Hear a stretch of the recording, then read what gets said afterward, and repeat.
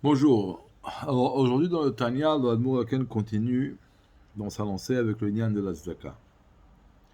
Il dit puisqu'un réveil d'en bas réveille un réveil d'en haut, il y a ce qu'on appelle en haut deux niveaux de miséricorde. Il y a la miséricorde qui vient de la tribu de Tiferet, qui se trouve dans le monde de Hatzilut, et il y a la miséricorde qui est au-dessus de l'enchaînement des mondes.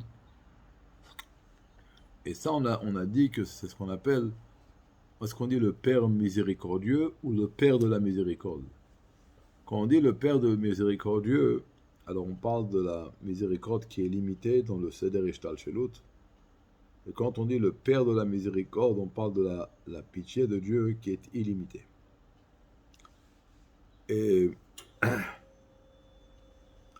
cette pitié-là, si elle descend sur nous, alors elle va descendre de palier en palier et elle va influencer sur chacun d'entre nous une très grande influence dans tous les domaines, dans les enfants, la santé, la parnassa et dans la largesse. Comment on réveille cette miséricorde-là, qui est au-dessus des mondes? C'est lorsque nous-mêmes on va avoir pitié, on va réveiller de la miséricorde sur un juif qui a besoin de charité, qui a besoin de notre aide, et on va lui donner cette charité avec tout le cœur et toute la miséricorde. Alors à ce moment-là, on va mériter cette chose-là. Et même le dévoilement qu'on nous aurons dans le Gan Eden seront le fruit et le résultat de cette charité, de cette miséricorde que nous avons réveillée sur un autre juif. En plus de cela, lorsque nous donnons la charité, eh bien nous faisons exactement ce que Dieu fait. Dieu fait constamment de la charité, de la tzedaka. Pourquoi? Le fait que Dieu est constamment en train de faire exister tout le monde et toutes les créatures, c'est une forme de charité pour Dieu.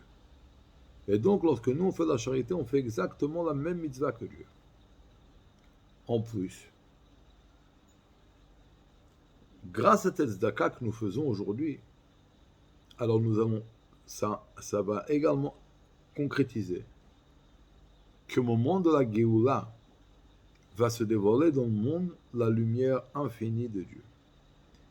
Et là, ce sera une lumière qui n'a aucune commune mesure avec la lumière qui se dévoile dans les mondes supérieurs et également dans le paradis.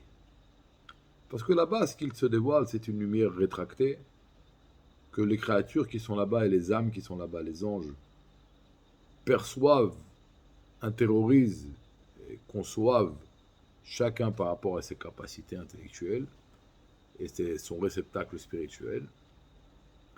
Mais lorsque Mashiach viendra, il y aura dans le monde le dévoilement de la lumière infinie de Dieu, complètement infinie. Et c'est pour ça que même les Neshamot, qui se trouvent dans le Gan Eden depuis des milliers d'années, elles vont toutes revenir s'habiller dans le corps, parce que c'est dans ce monde-là que ça se passera, qu'il y aura le dévoilement infini de Dieu. Et tout cela, cette influence qu'on peut recevoir dans ce monde matériel, et le dévoilement de la lumière infinie de Dieu qu'il y aura lorsque Mashiach va venir et les morts vont revivre, tout ça on le concrétise par le mérite, c'est le résultat de la charité que nous réveillons la miséricorde sur autrui qui a besoin de charité.